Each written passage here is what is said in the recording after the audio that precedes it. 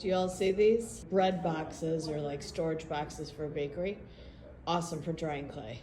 All right, this is the Genesis, all cooled down. I have not opened it up yet. Everything survived. This I used the Duncan series with. I didn't put any overglaze on it.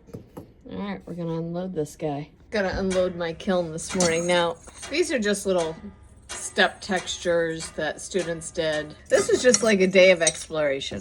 Don't be afraid to have a day of exploration with your kids. See what they'll do with stuff. This you would typically do with kindergarten. I had a second grade class that was a little ahead. So I thought, I'll do these just because it'll be fun. But you know what? They were still amazed. Second grade. Oh my God, I stepped my foot on it and I get the texture of my shoe. These are called kiln shelves. These are what hold clay up. So this is what I have. This is from our group day. Now I said in a previous post that what I'm gonna do with these, since these were not labeled, they were actually done as groups. They're gonna glaze these, kids who have extra time, kids who finish early, or we'll just dip them in a glazed bath, whichever. And then we're gonna give these to custodians and other support professionals in the building. This is a great way to have kids do a little community building with their school. And this, look at this, this is perfect.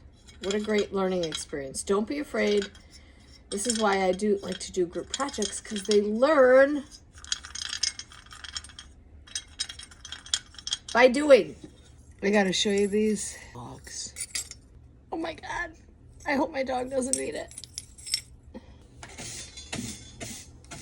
Okay, I'm just gonna give you a little kiln tour. I just cleaned mine out. So this is the kiln. This has this fire-safe brick, and these are the coils that heat up.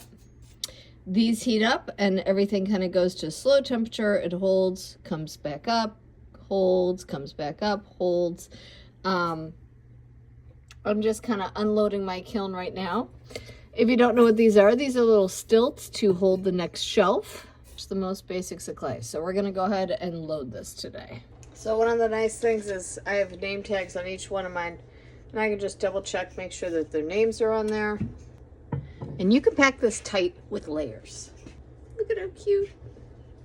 It's all right. It says, if you run into something like this where a kid it just doesn't come together, just fire it. Sometimes you can glue things together. Other times you can catch it as it's drying, kind of re-adhere it. I just didn't catch this one. I'm still gonna fire it so he gets his materials back. And then we'll either hot glue it when it's all done, or I'll offer him one of the practice pieces that we did as a group. But that's, to me, is like, that's a learning experience. Sometimes, if you have a good group of them, you can even just schedule time to bring them in. They just need a little extra hands-on. Okay, so that's one whole group.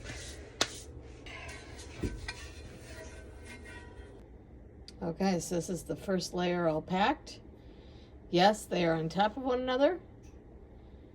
And I have some shelves. One shelf's gonna be a little higher than the others, but this is group 1, group 2. So I'm pulling this together, and this is great. This is an awesome example of something I could do with kids. Literally give them a project from a table group that maybe didn't work out and do a quick reflection sheet.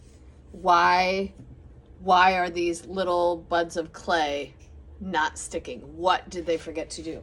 When you're working with clay and thinking of extensions and things like that, this is something that you can do really quick on the fly, is give kids an extension to look at something structurally. Because that's what you're teaching first. You're teaching the structure of clay. Like, how do we work with it? What's the process? Because once they understand the process, they can really develop any product. And what I also like about that is you're teaching kids self-reflection. It doesn't even have to be theirs. You're teaching them critical eye. Okay, so I'm gonna run the kiln on here. Basically, I wanna make sure all these holes are closed. We're gonna program this. So let's hit clear. Start. Start now. Enter code. Start.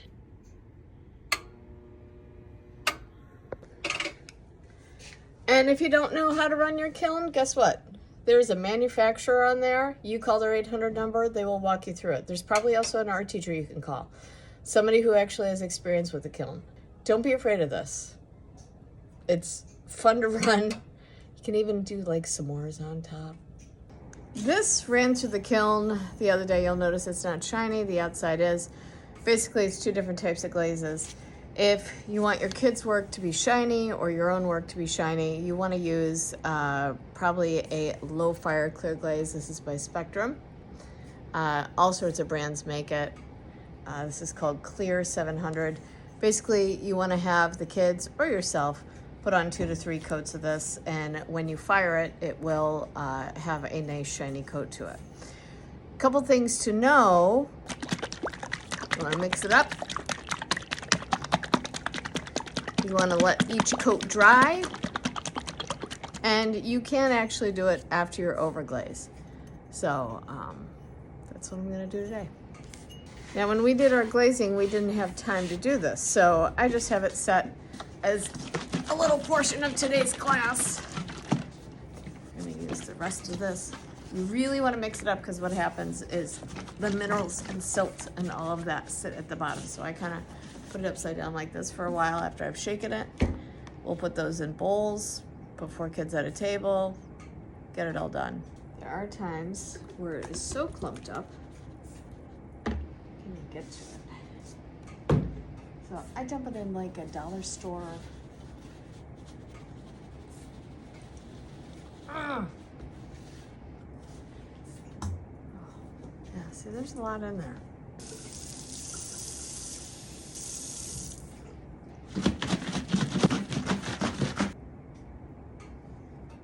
I think it'll work. There it goes. So I want to tell you about one of my kindergarten students. He, very hard to understand, sort of nonverbal, but very verbal all at the same time. Like, you know exactly what he wants. And he discovered we're going to be working with clay. And it was all the second grade projects on the shelves. And of course he wants to touch everything because he can feel it tactically. And he also felt like a finished project, and you know, it was nice and hard. If you're going to be doing clay with a kid who has a lot of sensory needs, let me give you a little bit of advice. I am putting together a little kit for him so he can explore that material all on his own with a para, with an aid, either A, in his classroom, or I told him I'd be happy to take them ahead of time so he can explore it with me for 5 or 10 minutes. That is time well spent, well invested, while kids get their wiggles out. And I can think of actually my son, for example, he loves to explore things as well. He's very kinetic. Sometimes kids actually have to go through squishing things, breaking things, tearing it apart. And if you can do that with them and then find some time where they can learn how to connect things, when you go to teach it, you've already kind of pre-built that skill. That is actually a skill. Tearing things down, tearing things apart, exploring them, feeling them, touching them. Just a quick moment I had today here in the classroom. And you know, I gotta tell you, classroom is a mess. Oh well, it'll get cleaned up.